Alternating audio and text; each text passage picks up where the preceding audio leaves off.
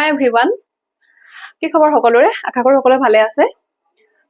প্ৰায় 13-14 দিন হৈ গ'ল ক্লাছ অনা নাই, ক্লাছ আনিব পৰা নাছিলোঁ আৰু চিটুৱেশ্যনটো চবেই বুজি পাই আছে আৰু তাৰ মাজতে বহুতৰে মেছেজ, বহুতৰে কমেণ্ট বহুত পাই আছোঁ যে ক্লাছ আনক, মানে যেনে তেনে ক্লাছ দিয়ক, আমি ৰখি গৈছোঁ এনেকৈ কৈছে আৰু বুজি পাইছোঁ এইখিনি কথা। কিন্তু সঁচা ক'ব গ'লে বহুত বেছি মানে বেলেগ ধৰণে এটা মানে সলনি হৈ গ'ল পৰিৱেশটো আমাৰ ইয়াতে। বিশেষকে কি ক'বা, মানে এফালেতো শিৱসাগৰতে মোৰ ঘৰ হৈ গ'ল, তো বানপানীত সেয়া আৰু যি হৈছে হৈছে, বাকী কোনো ৰাস্তা পদূলি নাই, চব মানে পানীৰ তলত আছে, এতিয়ালৈকেও ৰাস্তা ওলোৱা নাই। তাৰ পাছত ডিউটি কথালৈ আহোঁ। ডিউটি এগ্ৰিকালচাৰ বহুত ডাঙৰ লষ্ট হৈ গ'ল। খেতিৰ ছিজনটোতে যেতিয়া পানী হৈ যায়, মানুহে মাটি ৰুব নোৱাৰে, তো সেইটো মানে এটা অভাৱনীয় পৰিস্থিতি হৈছে। গতিকে আমাৰ বহুত বেছি প্ৰেছাৰ আহি গৈছে, মানে আমি মানুহখিনিক যদি সময়ত দিয়াব নোৱাৰো এইখিনি ক্ষতিপূৰণ, তেওঁলোকে বঞ্চিত হৈ যাব ন এইখিনি। চ' সেইকাৰণে মানে দিন ৰাত আমি কাম কৰি আছো। এতিয়া ৰাতি 1:30মান বজালৈকে মই এক্সেলত কাম কৰোঁ, কৰি ছাবমিট কৰোঁ। সময় নাই, দেওবাৰেও বন্ধ নাই, এনেকুৱা হৈ আছে। গতিকে মই একেবাৰেই সময় নাই পোৱা যে ক্লাছটো আনিম। কিন্তু ইমানখিনি ল'ৰা ছোৱালীৰ আশা আৰু এনেকুৱা মেছেজ, বেয়া লাগে মানে যেতিয়া একো এটা কৰিব পৰা নাই, মই এনেকুৱা লাগে, অসহায় নিচিনা লাগে। তো মই ভাবিছোঁ যেনে তেনে ক্লাছটো দিওঁ। হয়তো কাইলৈকে মই আকৌ নেক্সট ক্লাছ দিব নোৱাৰোঁ, কাৰণ বুজি পাইছেই সব চিটুৱেশ্যন। তেনেকৈ মই মিলাই ক্লাছ আনি থাকিম।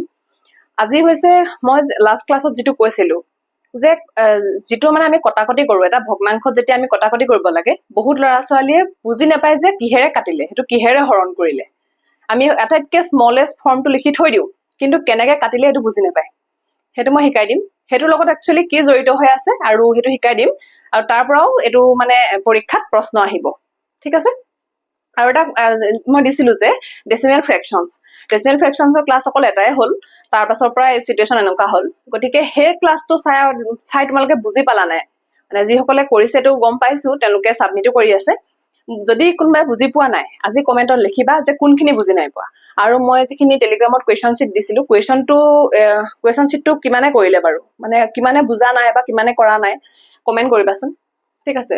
বেছি নোৱাৰা কুৱেশ্যনটো তাত নাছিলে, যদি তাতো পৰা নাই মোক দেখালে হৈ যাব যে এইটো কুৱেশ্যন পৰা নাই, ঠিক আছে? সেইটো মই কৰি দিম। মানে নেক্সট ক্লাছত মই সেই কুৱেশ্যনখিনিৰ ওপৰতে এটা ভিডিঅ' লৈ আহিম। আজি আহিছোঁ, আজি মই কি পঢ়াম। এতিয়া আমি যিহেতু একদম বেছৰ পৰা গৈ আছো, হয় নহয়? আৰম্ভণিৰ পৰা য'ৰ পৰা প্ৰশ্ন আহি থাকে, গোটেইখিনি বস্তু পঢ়াই গৈ আছো। চ' এটা টপিক আছে LCM আৰু HCF। বহুতে জানে, একদম সৰুৰ পৰা কৰি আহিছে, ঠিক আছে? ক্লাছ 6-7ৰ পৰা কৰি আহিছে LCM আৰু HCF। ল, খা, গু আৰু গ, হা, উ। অকে, এই দুটা বস্তু জানিব লাগিব। এই দুটা বস্তু যি জানে, তেতিয়া কেঞ্চেলেশ্যন কৰোঁতে একদম ইজি হৈ যাব।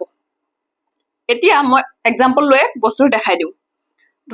ধৰা হ'ল 15 আৰু 35, এই দুটা দিয়া আছে। ইয়াৰ LCM আৰু HCF কি হ'ব, কি কৰিব?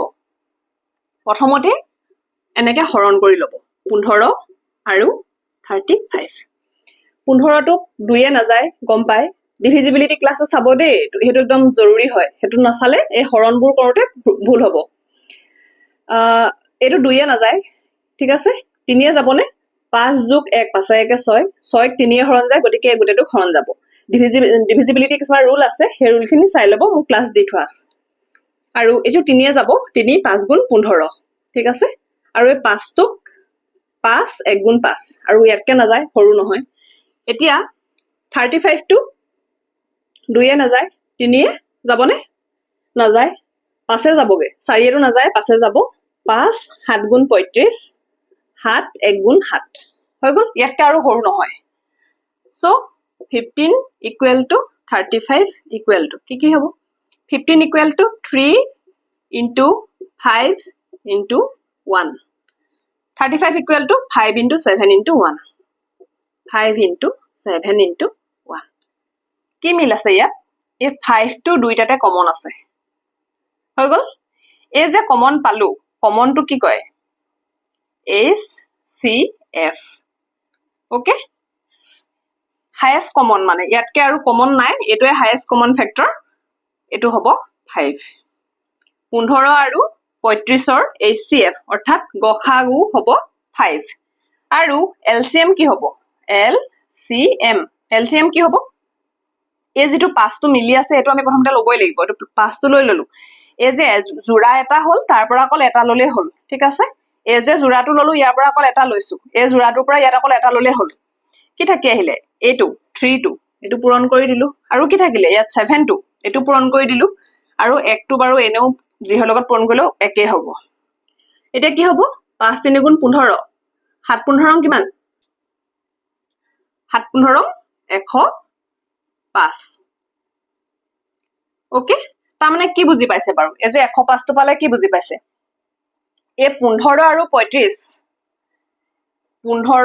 আৰু 35 ইয়াৰ যিবোৰ গুণিতক এটো গুণিতক হয় নাই এটো গু লিখা আছে যেটো গুণিতক আৰু হসৌ লিখা আছে উৎপাদক ঠিক আছে গুণিতক মানে 15 এ পূৰণ কৰি যিবিলাক আমি পাই গৈ থাকো 15 1 গুণ 15 2 15 গুণ 30 এনেকৈ যে গৈ থাকো 6 গুণ 60 5 গুণ 70 6 গুণ 90 7 15 105 ঠিক আছে 35 আৰু তেনেকৈ গৈ থাকিলো 35 1 গুণ 35 2 35 গুণ 2 35 গুণ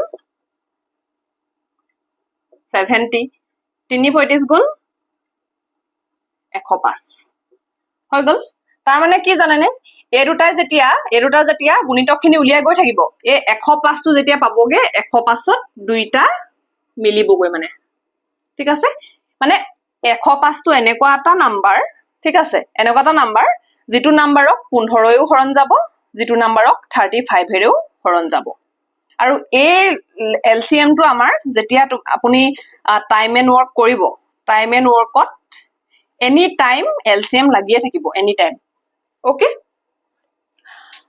মানে এইটো আটাইতকৈ সৰু সংখ্যা যেটো সংখ্যা 15 আৰু 35 দুইটাৰে হৰণ যাব ঠিক আছে তো হেতু কয় LCM আৰু HCF হৈছে কমন ফেক্টৰ যেটোৰে দুইটাকে কটাকটি কৰিব পাৰিব হেতু এতিয়া মই দেখাই দিম এতিয়া যেতিয়া আমি এটা নাম্বাৰ মানে পাও এতিয়া ওপৰত ধৰক 20 পালে তলত যেনিবা 44 পালে এতিয়া এটো যেতিয়া আমি কটাকটি কৰিব লাগে কোনোবাইটো মুখতে কৰি থৈ দিব কৰিব নাই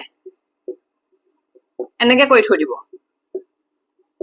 ইয়াতকে মানে সৰু কৰিব নোৱাৰে আৰু এই ভগ্নাংশটো ইয়াতকে সৰু কৰিব নোৱাৰে এটোৱে ৰাইট হয় তো মুখতে যে এনেকৈ কৰি দিলে কেনেকৈ কৰিলে কোনোবাইটো ভাবি থাকোতে যায় যে এটো কিহে হৰণ কৰি সৰু কৰি পেলালে তো হেইটোৱে হৈছে HCF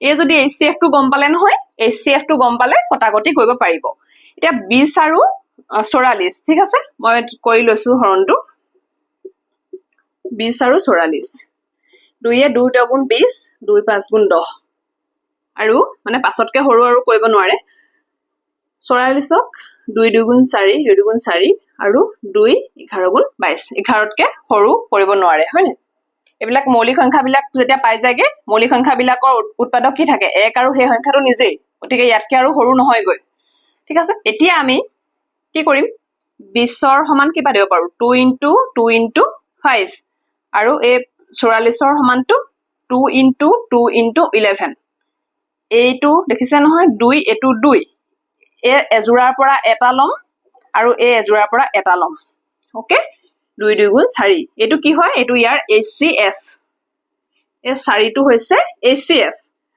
এই HCF যেটো পাব হেইটোৰে এই ভগ্নাংশটো কাটিব লাগিব পৰত আছে 20 তলত আছে 44 এই 4 টোৱে দুইটাকে হৰণ কৰি দিব লাগিব কটাকটি হেতুকে কয় 20ক হৰণ কৰি দিয়ক 4 এ 20ক কেবাৰ যায় এটো 20 এটো 4 4 5 গুণ 20 তাৰ মানে ওপৰত 5 কাটি দিলু তলত আছে 44 44ক 4 এ কেবাৰ যায় 4 11 গুণ 44 হয়নে এই 11 টো তলত কাটি দিলু হেতুৱে কয় কটাকটি হেতুকে কয় কটাকটি এটো মই মুখতে কৰিছিলো এটো এতিয়া এটো কৰি দেখুৱাই দিলু যে হে HCF টো যেতিয়া আমি পাই যাম এই HCF টোৱে দুইটাকে মুখতে কাটি কটাকটি কৰে ওকে একদমে সৰু কথা আছিল কিন্তু প্ৰত্যেকটো মেথছতে প্ৰত্যেকটো সলিউশন উলিয়াওতে আমাক এটো দৰকাৰ হৈ থাকিব সো এই সৰু সৰু বস্তুবোৰ ক্লিয়াৰ হৈ যোৱাটো ভাল আৰু এনেকুৱা যদি কিবা নজনা কথা আছে তেতিয়া হলে মই আকৌ দেখুৱাম মোক কমেন্টত খুধিলে হৈ যাব যেতিয়া এলজেব্ৰা যেতিয়া পঢ়াম এলজেব্ৰাত কি হ'ব বহুতৰ প্ৰব্লেম আহিব এই প্লাছ মাইনাছত ঠিক আছে এইবোৰ কিয় হৈছে জানেনে এইবোৰ যে সেই ক্লাছ 6 7 8 ৰ পৰা ভালকে পঢ়ি নহা সেই 6 7 8 ত যাৰ প্লাছ মাইনাছৰ বেছ ক্লিয়াৰ আছে তাৰ এলজেব্ৰা কেতিয়াও ভুল নহয় আৰু যাৰ তেতিয়াই এই বস্তুটোত ভুল থাকি আহিলে বা কিবা কনফিউজন আছিলে টিচাৰক সুধিব নোৱাৰিলে তেওঁলোকে আজিও কিন্তু a - b হোল স্কয়াৰ যেতিয়া লিখিব ভুল কৰিব কিন্তু ঠিক আছে তো সেইখিনি কথা পিছলৈ দেখাম এলচিএম আৰু এচিএফ ৰ খালি কেইটামান কথা আছে মানে পেটাৰ্ন আছে ধৰক আপোনাৰ ফ্ৰেকচন যেতিয়া থাকিব ঠিক আছে তো ফ্ৰেকচনৰ এচিএফ কেনেকে উলিয়ায় ফ্ৰেকচনৰ এলচিএম কেনেকে উলিয়ায় তাৰ পাছত যদি এলচিএম আৰু এচিএফ আৰু এটা নাম্বাৰ দিয়া থাকে তো হে বি টো কি হ'ব ঠিক আছে তো এনেকুৱা তিনটা টাইপ আছে এই তিনটা টাইপ মই কৰাই দিম নেক্সট যেটো ক্লাস লৈ আহিম আজি ক্লাসটো অনলি এটা শৰ্ট ক্লাস আছিলে এটো আছিলে কটাকটিৰ ওপৰত ওকে আৰু এই ক্লাসটোলৈ ওয়েট কৰিবা এই ক্লাসটো খুব ধুনিয়াকে মই লৈ আহিম